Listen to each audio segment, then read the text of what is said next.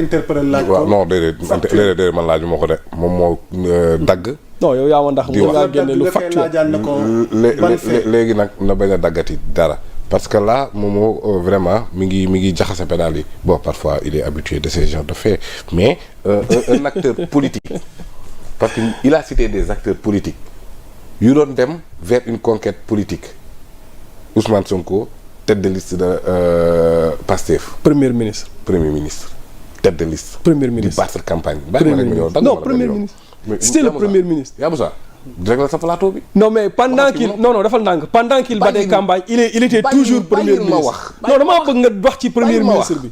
yaa Moussa bàyyi lii te nga lijjanti sa kii. non damaa bëgg nga wax ne premier ministre. noppil bàyyi moom ma wax premier ministre la. ah tête de liste buy campagne la ci biir campagne boobu y a des infractions yoo xamante ne en temps normal bu doon nekkuñ ci période campagne électorale Barthélémy Dias dañ ko doon tëj. ah oui. oui Bougane Gueye Dany dañ ko waroon a tëj mais parce que ils sont des candidats nekk ci liste nekk ci campagne électorale ci lañ amee benn liberté de ton et liberté d'expression parfois même libertinage te yoon mënu la toppee dara ndax da nga nekk dans le cadre. kon Abbas Fall dañ koy tëj tamit. may ma. non konoon Abbas Fall dañ koy tëj boo waxee fay da ngay wax fii. yaa Moussa dama may non pas Moussa. mais dinañ déglu. non dégluwul. non dama bëgg aussi buy waxee fii. un débat quand même. waaw mais dama bëgg buy wax fii muy wax fële. dégluwul non waaw mën nañ dégloonte mais damaa bëgg Pape Moussa. non dafa naa parce que actuellement on est plus de 5000 personnes à temps réel. non damaa bëgg suy wax pas à ce que tamit débat bi. waaw non mais damaa bëgg suy wax muy wax ci ñaari boor yëpp. mais il faut nga déglu ko mu wax. mais maa ngi koy déglu maa ngi koy non du ma tontu déedéet dama ko ciy dugal pour mu xam ne tu as la parole. pour mu xam ne am na lu mu fàtte. c'est-à-dire que il faut comprendre que Ousmane Sonko au-delà du fait qu'il soit premier c'est un homme politique. waaw au moment où il parlait il était en campagne électorale. dem ba añam nekk campagne électorale pour te dire que l'étendue de la mauvaise foi qui anime certaines personnes. que ni dossier bi nga xamante ne moom moo épinglé Farba Ngom. ça n'a rien à voir avec ce discours de Ousmane Sonko parce que ku xam luy CENTIF. cellule nationale de traitement des informations financières di nga xam ne kooku premier ministre mënu koo saisir di nga xam ne loolu président mënu koo saisir même ministre des finances bi nga xamante ne foofu la CENTIF nekk mënul saisir CENTIF boo demee ci article 5 ci loi 2024-09 bi nga xamante ne moom moo régir les infractions de blanchiment et de financement du terrorisme amul benn yoon bu ñu lay wax benn autorité politique bu leen mën a saisir ce sont les banques ce sont les assurances notaire fi nga xamante ne xaalis dafay circuler et d'ailleurs les poursuites contre Farba Ngom ça vient d'une dénonciation d'une banque ou tu penses que c'est d'une dénonciation. xam naa fu mu jógee ba. donc kon jógewul ci discours du premier ministre jurgul ci discours Ousmane Sonko may ma rek bàyyi ma wax. non bàyyi ma wax bëgguma mu wax ma loolu waxuma foofu la jógee de. ma wax non maanaam moom bu ñu la dégg nga bëgg wax ni yaa non moo ko wax politique ñu teg loxo non j'ai pas dit ça non déglu leen ma non bugguma ñu déformer samay wax. doo ñu wax ni dégguñu la.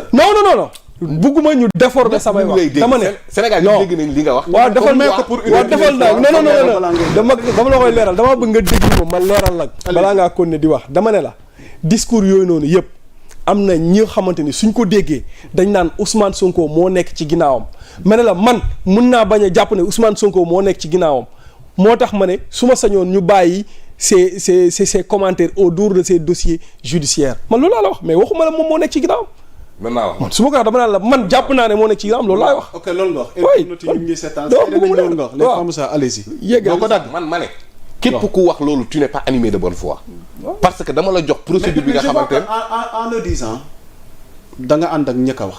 waa kay. non pas Moussa non yaa Moussa non. kon non yaa Moussa yaa ngi may accusé en direct. non déedéet non dafa ndànk yaa Moussa dafa nekk di ma accusé. mais accusation bi dafa la. journaliste accusation bi foru ko. vous êtes en train de m'accuser man ragal mu yow xam nga ne man su ma bëggee wax dara du ma ko ragal wax. non tu es en direct. waaw su ma bëggee wax ne Ousmane Sonko moo nekk ci ginnaaw dossier yooyu dama koy wax.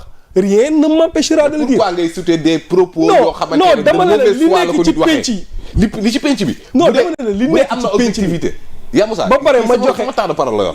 non mais parce que dafa maa accusé. li nekk ci penc bi. on va revenir sur li nekk ci penc bi parce que boo koy très important. boo koy joxe à titre d'exemple. waaw da ngay joxe exemple boo xamante ne c'est soutenu par des arguments vrais. mais munoo ñëw ay des arguments faux.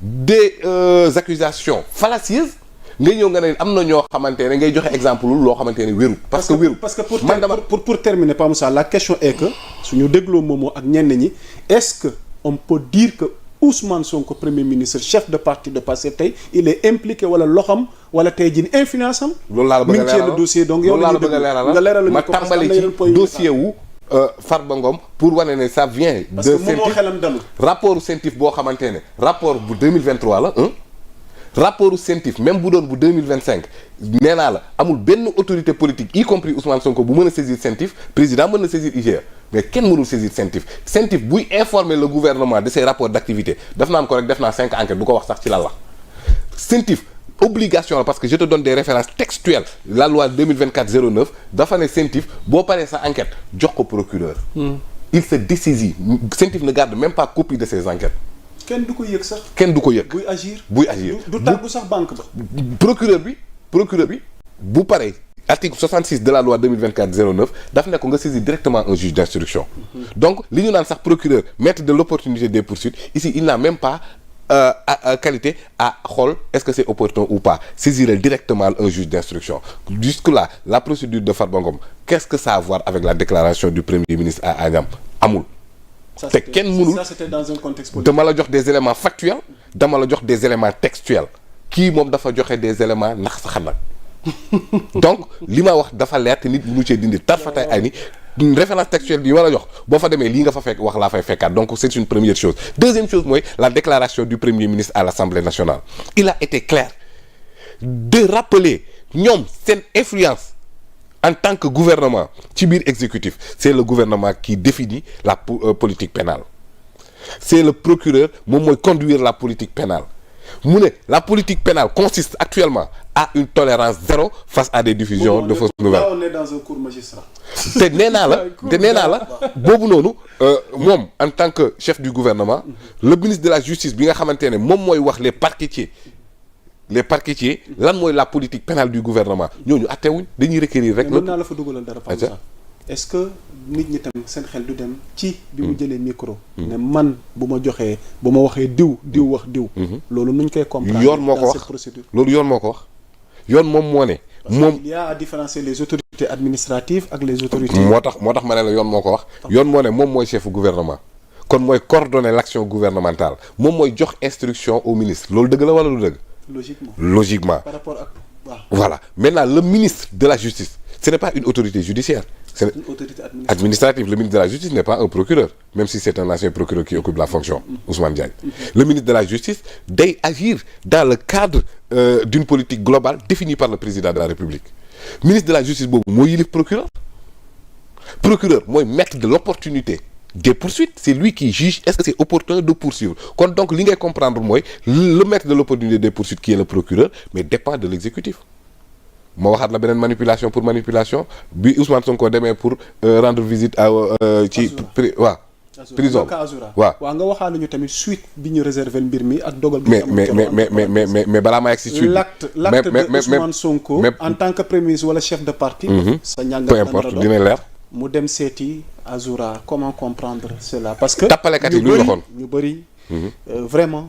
nakarlu nañ la démarche adoptée par Ousmane Sonko. tappalekat yi dañ ne woon Ousmane Sonko day jéem a mettre la pression sur la justice man damaa xam Azoura xam Kayre xam Ousmane Sonko ba mu leen fekkee foofu lu tar li mu leen tegal ci redresser leen waaw. ci li fa xew. mais bien sûr. ça n'a pas été. non dafa dem tegal leen lu metti laa jël dama vous êtes des journalistes allez-y voir. dem leen xooli Kayre dem leen seeti Kayre wala Azoura lu metti la leen tegal mais deuxièmement lii wane ne ñi doon wax naan de pression lay doon ci justice. pour wane ne tappale la nee naa la léegi kan moo représenté gouvernement bi ci justice. Ousmane Diagne. le procureur. le procureur waaw bu dee justice waaw. le procureur nee naa la il agit selon la politique pénale définie par le gouvernement. Exactement. Donc la politique pénale du gouvernement dirigée par Ousmane Sonko consiste à requérir 6 mois dont 3 mois fermes contre Azoura Fall. Où est la pression? Procureur la ko wax procureur bi nga xamante ne ci ñoom la dépendre moom moo ne nañ leen daan 6 mois dont 3 mois fermes. kon la politique pénale du gouvernement consiste ci saaga yi à condamner loolu la procureur requérir waxuma la le juge bi li muy wax de procureur li mu requérir te procureur ci Ousmane Diagne la dépendre te Ousmane Sonko mooy kilifa kon Ousmane Sonko la mu wax moom la Ousmane Diagne di exécuter Ousmane Diagne li mu sàkku moom la ko procureur bi di defal où est la manipulation mooy ci ñu ngi jigee ci ñi da woon Ousmane Sonko day jéem a teg pression justice pour mu bàyyi ñoom Azoura Fall procureur li mu waxaat moom mooy ne gëmul Azoura va retourner en prison pour matal 3 mois. kon donc te loolu day feet ki waat Ousmane Sonko ba mu nekkee ci campagne électorale naan na justice def liggéeyam ça veut dire quoi qu'il ne s'implique en rien du tout à l'administration de la justice il ne s'implique en rien du tout ci liggéey bi nga xamante ne impartialité justice mu ngi ci nekk léegi moom fi influence am yem c'est le procureur nag moom daanul procureur condamné wul procureur day requérir rek ñi nga xamante ne nag ñooy atte ñooñu Ousmane Sonko bu yeggoon ci ñoom danañ ko defal xanaa la mu bëgg est-ce que Ousmane Sonko la mu bëgg ci justice yëpp mu ngi am day taxaw di ñaxtu de ci justice ni muy doxee ba tey jii nii may wax dégg nañ ko ci ay kàddu. kon donc ba léegi nii la politique de tolérance zéro il te parlait de la politique pénale du gouvernement deuxièmement dinañ impliqué wu ci définir strictement la politique pénale du gouvernement jusque-là Ousmane Sonko kenn mënu koo waxal lenn ci jël loxoom dugal ko ci justice contrairement ak Macky Sall ni mu ko doon defee di tegi conc balaa ñuy woyalee Momo. waaw kay. sa kàddu bu mujj ci wàllu woowu laataa ñuy ñëw ci yeneen point yi. ci wàllu woon wàllu Azoura wala. moo xam Azoura moo xam tey parce que. dama bëgg ñu teel a évacuer actualité Ousmane Sonko dugalul loxoom ci justice. Ousmane Sonko ko wax. moo wax la à l'Assemblée nationale. nee naa la li mu wax mooy politique pénale gouvernement waaw yow léegi loolu nga ko yow. mais loolu yoon moo ko may. wala moom dafa mënta lire wala da nga xamul texte yi ne ci réew mi. non dafa nang la li politique Ousmane Sonko wax laa la wax. loolu ci procureur la yem te Ousmane Sonko leeral na loolu ci assemblée. sëriñ bi Ousmane Sonko waxul ne moom ci procureur la mën a yem. sëriñ bi waaw dama ne. waaw yow yaa jàpp yow yaa ko définiree noonu. déedéet Ousmane Sonko ko waxee noonu te souligné woo. waaw doo ma déglu. Ousmane Sonko dafa ne. li ma dégg Ousmane Sonko wax assemblée nationale. waxul désormais je vais m'impliquer personnellement. par rapport à la politique pénale du gouvernement. bu yemee ci tegu ci. quand même. man li ma dégg laa sérieux quand même. dama ne la li ma dégg un peu de sérieux. dama ne gars yi di la Ousmane ci waaw nañ ma Sonko ci assemblée. daf ne la. waaw procureur la ñoom seen émission seen. non loolu dégg nañ ko léegi on va ñu bàyyi ko avancer loolu amul. ñu bàyyi ko avancer loolu dégg nañ ko looy wax ci loolu parce que d'autres points nous attendent. waaw dafa ndànk allez-y on li mu wax ne dégg nañ ko yow doo wax ne dégg nga ko. waaw doo def ndànk non man mënoo maa wax loolu mënoo maa déglu loolu lu ma déggul. parce que non dafa kon ndànk li la neex rek ngay dégg. non ça fait de Momo non pas un journaliste mais un acteur politique lu tax ngay déglu la ne. non da ngay def ndànk da nga may laaj lan moo tax nga déglu loolu dégloo yeneen loolu nga may war a laaj. laaj naa la ko. loolu nga ma war a laaj. bon man xam naa ba pare dama jàpp ne. non xamoo. si xam parce que non xamoo parce que ñi doon déglu lépp yow nga déglu li la neex. waaw mais parce que ñooñu waaw non mais. ah c'est vrai. Momo on termine.